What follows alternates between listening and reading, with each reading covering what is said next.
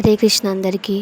బృందావనంలో గోపికలను తరింపజేసేందుకు మురళీగానం వినిపించేటప్పుడు కానీ, యుద్ధరంగం మధ్యలో గీతాగానం చేసి అర్జునుణ్ణి, సర్వమానవాళిని తరింపజేసే మార్గాన్ని చూపినప్పుడు కానీ, జరాసంధుడు తనపై దండెత్తి వచ్చి యుద్ధాలు చేసినప్పుడు కానీ, ధర్మరాజు అగ్రపూజ జరిపేటప్పుడు కానీ, శిశుపాలుడు నిందావర్షం కురిపించినప్పుడు కానీ, రాయబార సమయంలో దుర్యోధనాది దుష్టచతుష్టయం తనను కట్టివేయించినప్పుడు కానీ ఆయన వదనంలో చిరునవ్వు చెదరలేదు.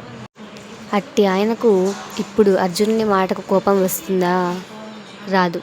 చేయవలసినదేదో చేసేయడమే కానీ కోపం చెందేవాడు కాదు. అందుకే తన సారథి పాత్రను చక్కగా పోషిస్తూ అలాగే అని అన్నట్టుగా రథాన్ని భీష్మ ద్రోణులకెదురుగా ఉండేలాగా రెండు సేనల మధ్య నిలిపాడు.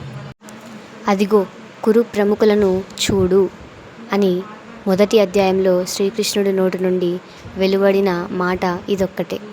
ఆ ఒక్క మాటే అర్జునునిలో అహంకారాన్ని ఒక్కపెట్టున నాశనం చేసింది. గీతాబోధకు పునాదిని చటుక్కున వేశాడు భగవంతుడు ఇక్కడ. గీతాబోధన వినడానికి అర్హత ఉండాలా? మీరేమనుకుంటున్నారో కామెంట్ చేయండి. నెక్స్ట్ వీడియోలో కలుద్దాం. Until then Radhakrishna.